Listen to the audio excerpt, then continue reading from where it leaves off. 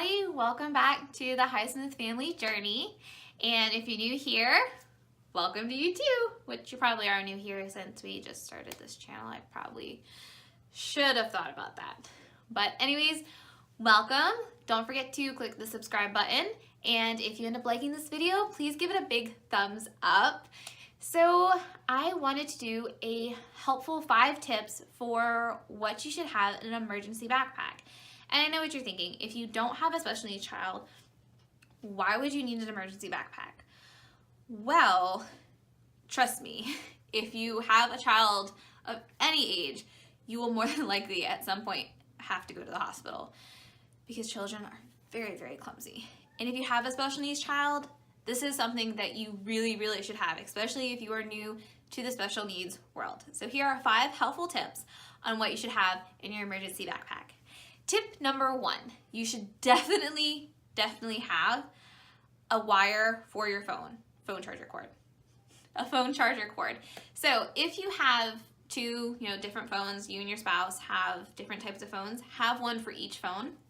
There have been so many times that I've gone to the hospital with 10% on my phone, and that is just not acceptable. Either your child wants to watch Netflix, or you need to call your spouse or a family member to explain why you're at the hospital. They are normally about $5 for the cable and about another $5 for the wall charge plug-in. So you'll probably be out about $15, but it is a lifesaver to have that with you.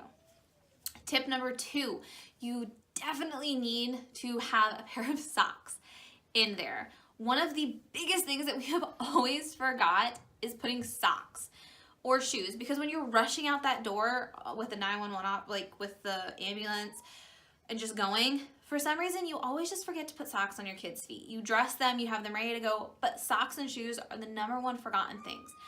And when you get there and they're fine, they get out of the bed, they want to just walk around and run. And people look at you like you are the worst parent in the world.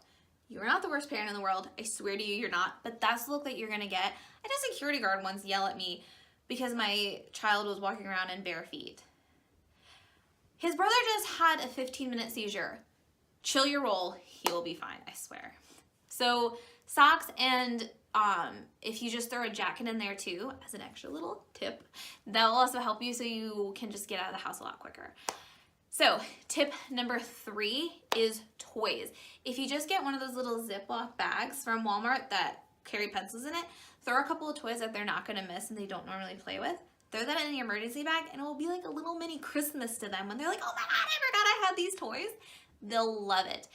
And if you have they have a special specific toy, like Caleb, he loves Mickey Mouse. We had 2 Mickey Mouses, one that would stay at home and one that was an emergency bag. So we weren't flailing around looking for that Mickey Mouse, and we always had it. Granted, he looked newer, so I think he always knew that it wasn't his actual Mickey Mouse, but it calmed him down for the 5 hours that we were at the hospital with Aiden.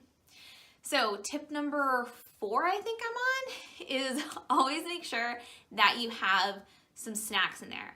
So non-perishable snacks, granola bars are the best ones. Just keep them in the box, throw them in there, or Goldfish with bottled water. Apparently I can't talk today.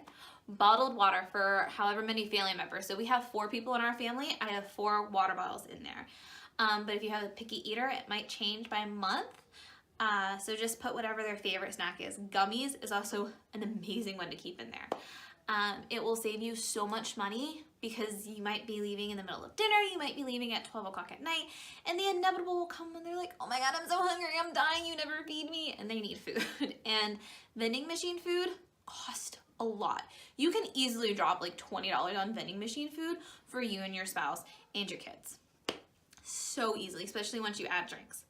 And the last tip, this one especially goes to special needs families, that I would think that you really need to have, especially if you're really new in the world for special needs, is a list of all the medications that your child takes and their doctors.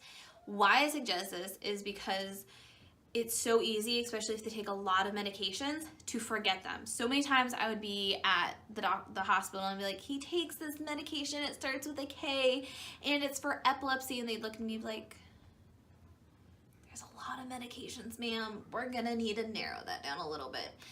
Or they'd be like, what doctor does he see? He sees a pediatric neurologist? yeah, that's a big field, ma'am. So it helps them a lot if you just, give them the list immediately and you're like, throw it at them, here you go. There, that's everything that you need. And it also will help you if you have to call 911 and you're able to just hand it over to the paramedic and be like, these are all his medications, here you go. It helps them a lot and it will make your life so much more easier. So there are 5 simple, quick tips.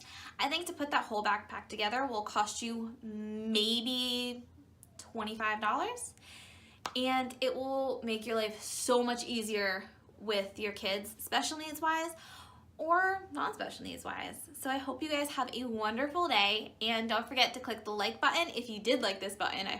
This button, if you did like this video, I hope you did. And don't forget to subscribe so you get to keep up with my crazy fun family. Don't forget, controlled chaos is the best kind. Bye.